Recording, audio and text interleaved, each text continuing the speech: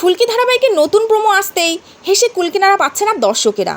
ফুলকি ধারাবাহিক সম্প্রতি কটাক্ষের শিকার হলো। আসুন বিষয়টি কি একবার জানাই যাক। এই ফুলকি ধারাবাহিকটি টিআরপি লিস্টে দ্বিতীয় স্থানে থাকলেও চ্যানেল কর্তৃপক্ষ ধারাবাহিকের নতুন প্রোমো প্রকাশ্যে আনতেই সেটা দেখে হেসে কুলকিনারা পাচ্ছে না দর্শকেরা। এই প্রোমোতে দেখা যাচ্ছে তুমুল বৃষ্টিপাতের ফলে বন্যায় ভেসে গেছে চারিদিকে। বন্যায় কোনো মতে একটি গাছকে কেন্দ্র করে আটকে রয়েছে রোহিত আর তার দু হাতে তার দুই স্ত্রী, অর্থাৎ প্রাক্তন স্ত্রী ও বর্তমান স্ত্রী। অবস্থা মারাত্মক এবং রোহিতের মৃত্যু নিশ্চিত, এটা বুঝতে পারে ফুলকি। তাই ফুলকি তার বরকে বাঁচাতে ইচ্ছা করেই স্বামীর হাত ছেড়ে দেয় আর সঙ্গে সঙ্গে চিৎকার করতে থাকে রোহিত।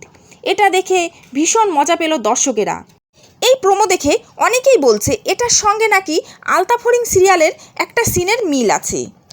আবার কেউ কেউ বলছে এত বন্যায় সব ভেসে যাচ্ছে, শুধু একটি গাছ দাঁড়িয়ে রইল, বাকি সব ভেসে গেল।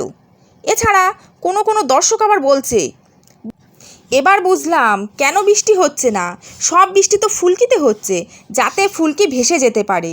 দ্বিতীয় একজন বলল আমাদের এখানে একদিনও বৃষ্টি হচ্ছে না, ওদিকে ফুলকিতে বন্যা হয়ে গেল।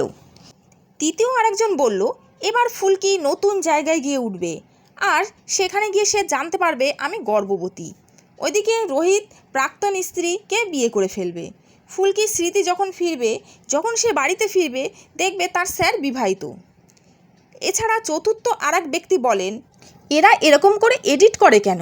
পঞ্চম এক ব্যক্তি বলেন আলতাফরিংকে কপি করে নিল দেখছি, অসাধারণ ব্যাপার। আসুন তাহলে সকলে মিলে সিরিয়ালটি দেখতে থাকি শেষমেশ কি হয়।